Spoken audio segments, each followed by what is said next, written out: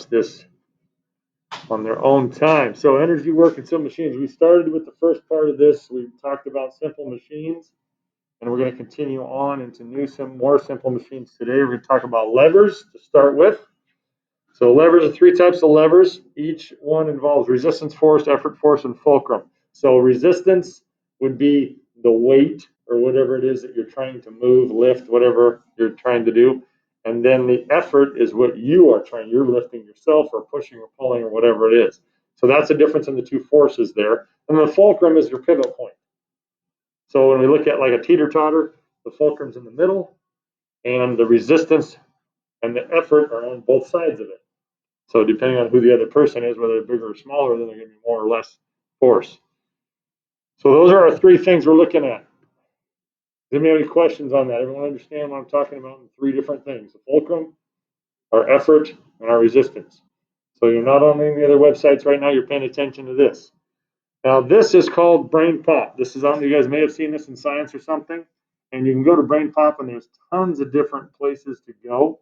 You're going to go to, when I get you in, you're going to go to the levers one or the other ones later on. But right now we're starting with levers. I got a little video I'm going to show here that you can watch. We'll go full screen so that we can see it.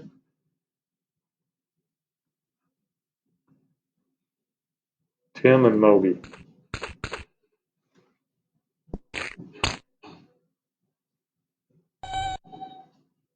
Dear Tim and Moby, we're learning about levers in science and I'm totally confused.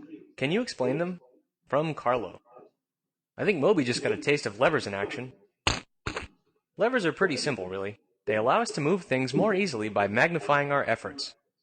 A lever has four components. The lever itself is a length of relatively stiff material.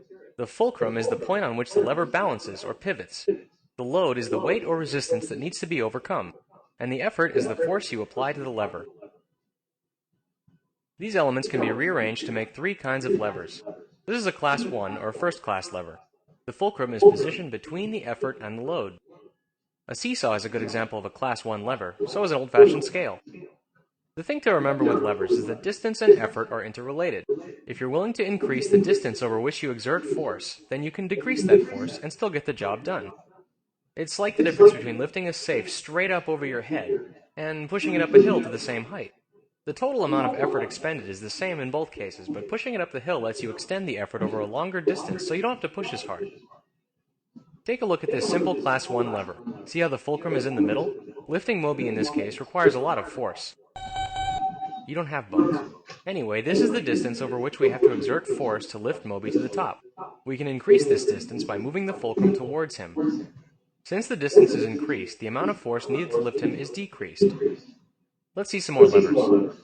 The fulcrum in a class 2 lever can be found at one end with the effort applied at the other end. The load is somewhere in between.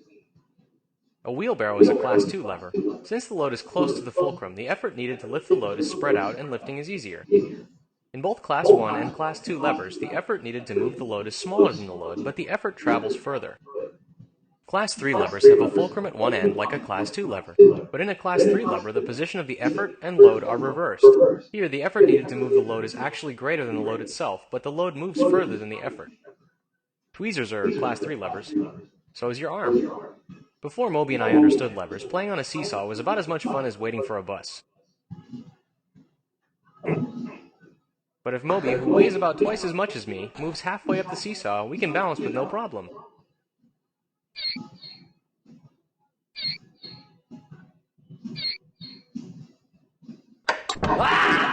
What the frick?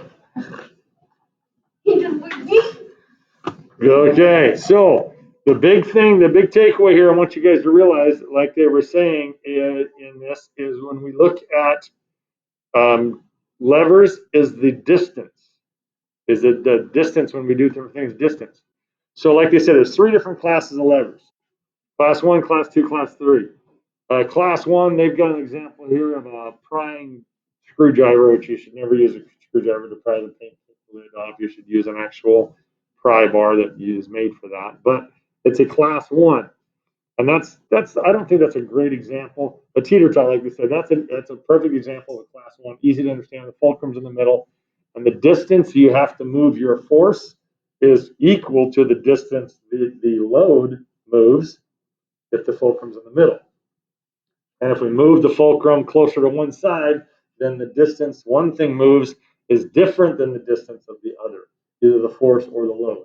So that's where we're looking at a class 1.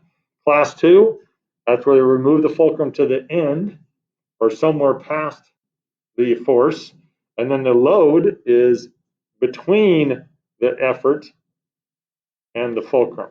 So like on a wheelbarrow, you've got the fulcrum at the end of it, that's the pivot point, and then you are lifting at the end, that's your effort, and then the load is in the middle, the force is in the middle of it. Some of you are not on the website that we want to be on. We shouldn't be on the website at all right now, just paying attention to this. Thank you. Class 3, you're going to be doing examples on this, so you need to be paying attention to this stuff. Because when I set you loose and finding the examples, you're going to be totally lost if you're not paying attention. So class 3, the difference is the fulcrum is at one of the ends again, and the load is on the other end this time, and then your force that you're exerting is in the middle. So that's where the distance is different. It's more of an effort you have to put in, but the distance that the load moves is a lot more because it's past the effort. So they're saying like on a broom, you're holding the end of it. So that's where the pivot point is, and your effort is in the middle of it.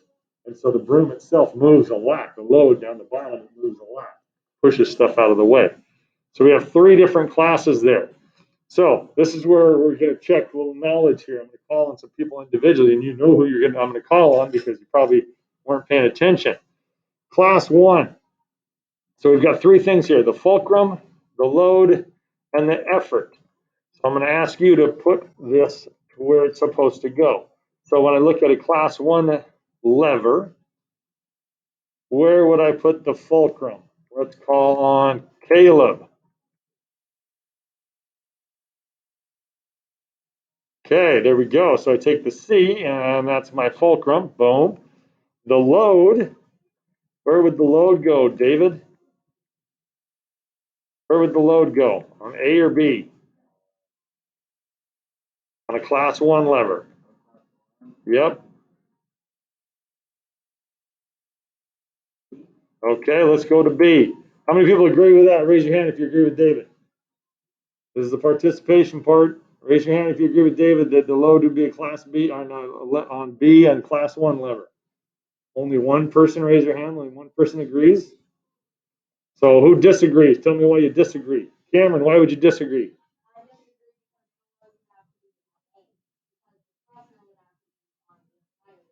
Okay, so I understand what you're saying. Because of the way this is sitting, you're saying I would have to exert my force at B to move A. So yes, I see what you're saying, and all you guys are saying that is correct. But when we're looking at a class 1 lever, like a teeter-totter, maybe I've already exerted the effort and we've moved it down and we moved the load up. So both of those could work. But yes, I see what you guys are saying. So A and B are interchangeable really on this one.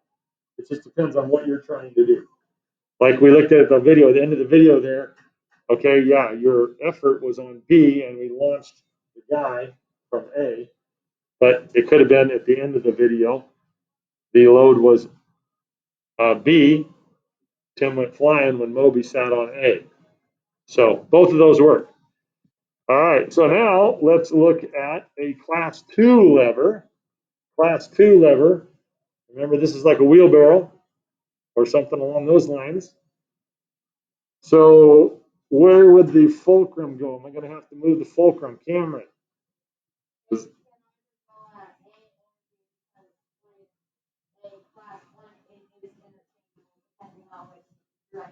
Okay, so I can move my fulcrum to A. Good. Then the load on a class 2 lever. Alex, where would a class 2 lever go? The load.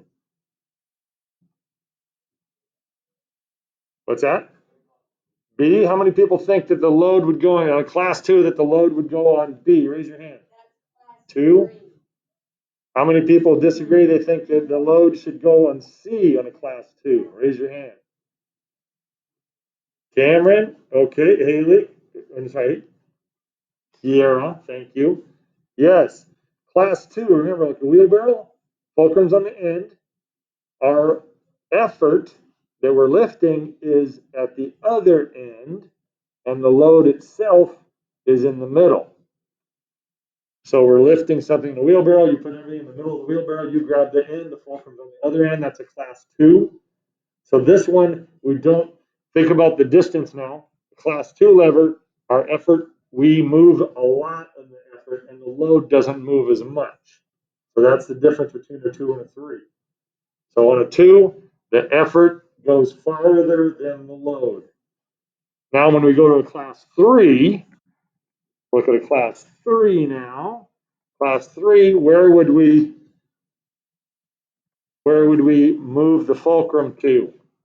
Class 3, let's go someone else. Cameron's already got this. How about Casey? To A, okay. Again, we can move it to A, good. Now, A or B, yes, Cameron, correct. A or B, the fulcrum can be at either end. Now, we got the fulcrum. Where does our effort go?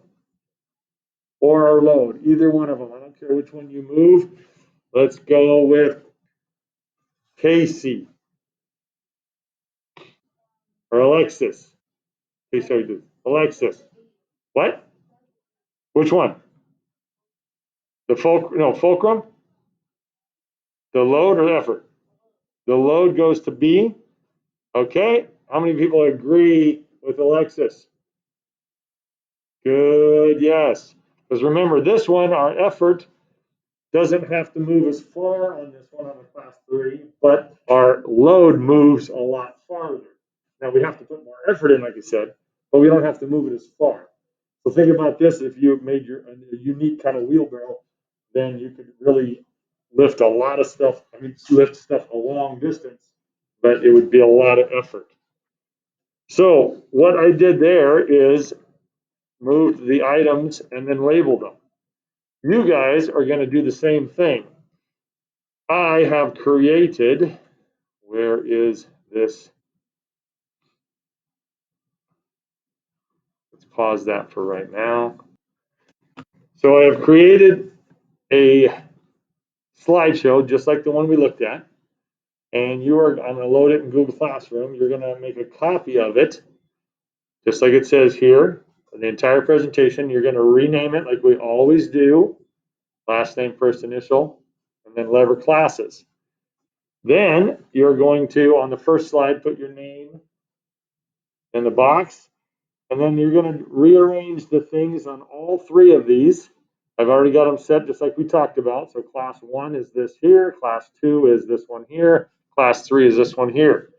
But you're going to put the labels where they're supposed to go on these 3 here. So we're going to do that now.